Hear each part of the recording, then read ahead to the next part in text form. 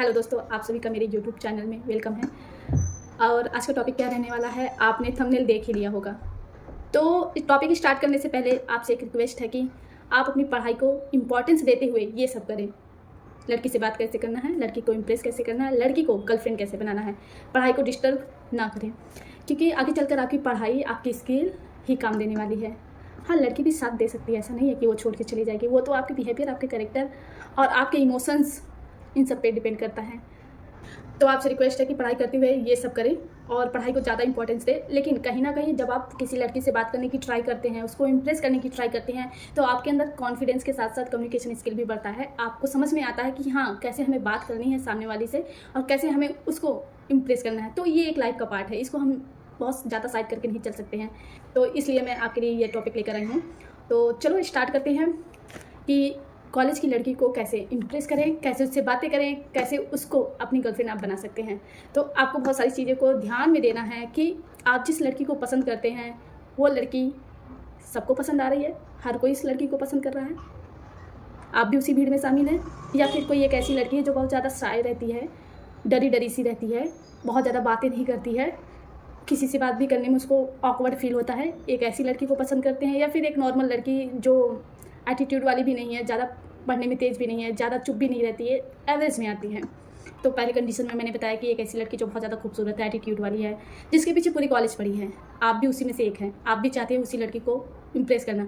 तो आपके अंदर बाकियों के कंपेयर में कुछ एक्स्ट्रा चीज़ें होनी चाहिए, जैसे आपका कम्युनिकेशन, आपका कॉन्फिडेंस, आपका टीचरों से बात करने का तरीका, आपका कॉलेज में प्रेजेंट कितने हैं, और आप बिना डरे बिना हिचके सही गलत का बोलते हैं कि नहीं बोलते हैं, और तो और आपका केटी वेटी तो नहीं लगा है, मतलब बैक वैक तो नहीं लगा है, हर सेमेस्टर में तो नहीं लग रहा है। तो इन सब चीज़ों को भी आपको ध्यान में रखना है, और लीड कितना करते हैं। तो मेरा लेकिन यही ओपिनियन है कि जिसके पीछे सारी दुनिया भाग रही है, आप अपने आप को उस कैटेगरी में मत डालो। आप अपने आप को एक थोड़ा सा यूनिक बनाओ, जिसके पीछे दुनिया भाग रही है उसको भागने दो। आप जैसे अपना रास्ता चेंज करोगे ना, आप अपनी पसंद को शिफ्ट करोगे ना, तो आपको अच्छी लड़की मिल सकती है, क्योंकि उस लड़की को पता है कि सारी दुनिया मेरे पीछे भाग रही, सारे कॉलेज के लड़के मेरे पीछे हैं। वो मुश्किल है कि किसी को भाव दे। दूसरी तरफ एक ऐसी लड़की जो शाय है, डरी डरी सी है, कम बोलती है, पढ़ने में अच्छी है, यहाँ पे तुम्हें ऐसी लड़की से बात करना है। और कोशिश ये करो कि जब उससे आप बात करो तो उसे कंफर्ट फील कराते हुए बात करो। ये नहीं कि वो आपसे भी डर रही हो, आप उसका स्टैंड लो। हाँ, जैसे कोई भी प्रॉब्लम होता है, कोई कुछ भी उसको बोलता है, वो बोल नहीं पाती, तो आप उसकी तरफ से बोलो, आप उसकी नोट्स में हेल्प करो, प्रैक्टिकल में हेल्प करो। आप कुछ भी रहे तो उससे पूछो कि कल क्या हुआ था, कल मैं नहीं आया था, क्या पढ़ाया गया, टीचर ने क्या बोला, क्या क्या प्रोजेक्ट दिए गए हैं, सब कुछ उस लड़की से बात करो। वो लड़की तुम्हारे साथ जैसे जैसे कंफर्ट फील करेगी, वैसे वैसे वो तुम में इंटरेस्ट दिखाना शुरू कर देगी। लेकिन एक चीज़ ध्यान देना कि जो शाय लड़की रहेगी उसको अपने कैरेक्टर का बहुत ज़्यादा फिक्र रहेगा कि कहीं उसके नाम का कोई अफवाह न उड़े। तो इस चीज़ का भी तुम्हें ध्यान देना है। तो अपने से रिलेटेड, अपने दिमाग में जो भी चल रहा है उस लड़की को लेकर, किसी से कुछ भी नहीं शेयर करना है, कुछ भी नहीं बताना है, और तुमको एक नॉर्मली फ्रेंड बनाते हुए अपना जो भी इंटरेस्ट है रोमांटिक वाला, वो चीज़ें उसको शो करना है। इससे तुम्हारी बातें उससे बन सकती है कि। लेकिन आपको एक चीज़ ध्यान देना कि आप उस लड़की को लेकर जो भी सोचते हैं, जो भी फील करते हैं, आपको किसी से नहीं बोलना है। ना तो उसकी दोस्त से बोलना है, ना तो अपने दोस्त से बोलना है, किसी से कुछ नहीं बोलना है। ना तो उसके बारे में कुछ पूछना है कि ये किस टाइप की लड़की है या फिर क्या है। आपको डायरेक्टली उससे बात करना है और कोशिश करना कि उसका स्टैंड आप लेना। कोई उसको कुछ बोल रहा है, टोक रहा है, डांट रहा है, तो आप वहाँ पे स्टैंड लें, तरफदारी करें उसकी। एक ऐसी लड़की जो नॉर्मल है, एवरेज है, ज़्यादा पढ़ने में भी नहीं है, ज़्यादा एटीट्यूड वाली भी नहीं है, नॉर्मल रहती है, एवरेज वाली है, तो सेम चीज़ें आप उसके साथ अप्लाई कर सकते हैं जो शाय वाले लड़की के साथ अप्लाई करना है। आपको स्टैंड लेना है, हेल्प करनी है, सारी चीज़ें उससे पूछनी है, और किसी से कुछ नहीं शेयर करना है, किसी से कुछ नहीं पूछना है, ना तो किसी को कुछ बताना है। और सबसे बड़ी चीज़, आपका इंटेंशन प्योर होना चाहिए। अगर आपके इंटेंशन में ये आया कि आप दोस्तों को दिखाने के लिए उसको इम्प्रेस कर रहे हैं या फिर उसको पटा रहे हैं, तो मानो या ना मानो, आप ही प्रॉब्लम में फंसोगे आगे चलकर। अभी आपको इंस्टेंट रिजल्ट तो नहीं मिलेगा, लेकिन आगे चलकर आपको प्रॉब्लम होना तय है, इस बात की गारंटी है। तो आपसे बस एक ही रिक्वेस्ट है कि आप इंटेंशन प्योर रखें। इसलिए नहीं कि आपको दोस्तों को दिखाना है कि अरे मैंने इस लड़की को पटा लिया है, अब मैं इससे बात करता हूँ, अब वो मेरी गर्लफ्रेंड है। इस इंटेंशन से कुछ भी ना करें। आपको एक लास्ट चीज़ बताती हूँ, जो पहले पुरानी फिल्मों में होता था कि लड़की को प्रॉब्लम में डालते थे, इसके बाद खुद ही हेल्प करते थे, इसके बाद उनकी दोस्ती हो जाती थी और फिर आगे रिलेशनशिप में आ जाते थे। ठीक चीज़ें आज भी वैसी चलती है, ठीक, आज भी वही चीज़ें चलती है। बट आपको क्या करना है कि उस चीज़ों को कि आपने करवाया, आपने क्रिएट किया, वो चीज़ें पता नहीं चलनी चाहिए उसको। एक एग्जांपल बता रही हूँ, जैसे ये एक लड़की है और दूसरी ये एक लड़की है, तो इनकी दोस्ती तो है, लेकिन ये किसी भी टाइम पे इसकी बुराई कर सकती है क्योंकि ये इससे जलती है।